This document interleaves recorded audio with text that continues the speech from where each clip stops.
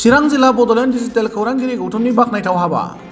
मख'नो गोनां बाथ्रादि चिरां जिल्ला बर' खौरांगिरिफोरा रादाब बुथुमनायजों लोगोसे सम सम सुबुं अनसायनाय हाबा मावबोदों। थांनाय माखासे सान सिगां चिरां जिल्ला बड'लेण्ड डिजिटेल खौरांगिरि गौथुमनि माखासे सोद्रोमाफोरा लामा दथायाव थाखोमाबायनाय थं गैयै गोसोआरि लोरबां सुबुंफोरखौ अनसायनायजों लोगोसे बिसोरनि गाज्रि हालोदखौ फोसाबनानै होनाय खामानि मावबोदों। बेबादिनो फिन चिरां जिल्ला बड'लेण्ड डिजिटेल खौरांगिरि गौथुमनि मावथिफोरनि नाजानायजों चिरां जिल्ला सिंनि बेंटल आरो सान्तिपुर ओनसोलनि निखावरि नख'र आरो बैसोगोरा सुबुंफोरनो कम्बल राननानै होयो।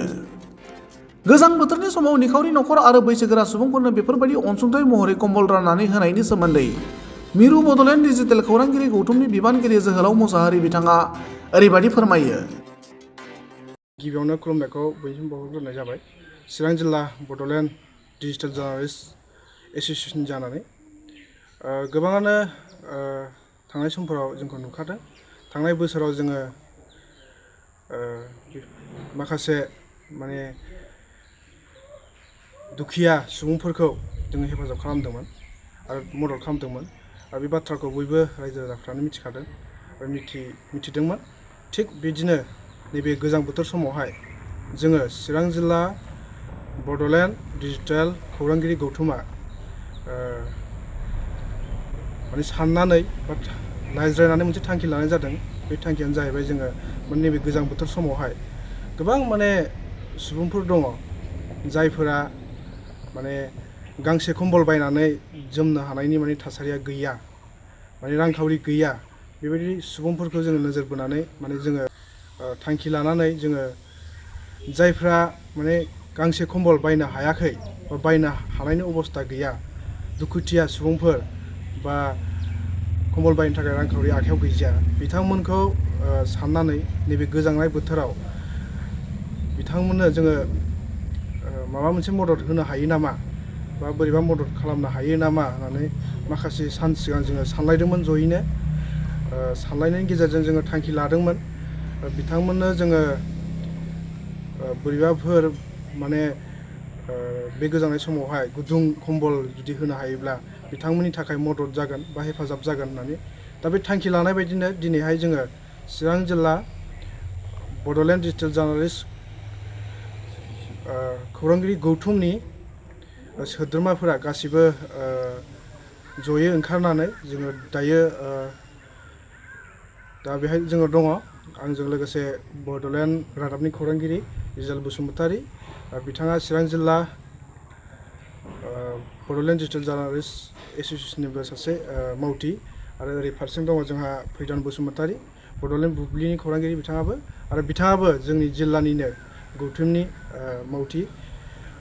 जोङो जयैनो आरो माखासेया गावसिनि उसुबिदानि थाखाय दिनैहाय जोंजों बे हाबाफारियाव बाहागो लानो हायाखै, थेवब्लाबो बिथांमोनहा बे थांखि लानायाव आरो जोंनि खामानि मावनायाव बिथांमोना मदद होदों।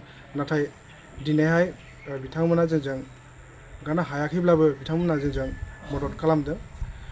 थ' बिदिनो जोङो थांखि लानाय बायदि दिनैहाय जोङो बेंटलनिफ्राय लानानै सान्तिपुर आरो बे दाबनै जिथु जायगायावहाय जोङो खमैबो 30सासो जायफोर रांखावरियारि आंखालाव थानाय गोरिब सुबुंफोर बा बोराय बुरि बैसोनि सुबुंफोरनो जोङो दिनैहाय 30 गांसो कम्बलखौ जोङो बिथांमोननो होनानै मदद खालामदों।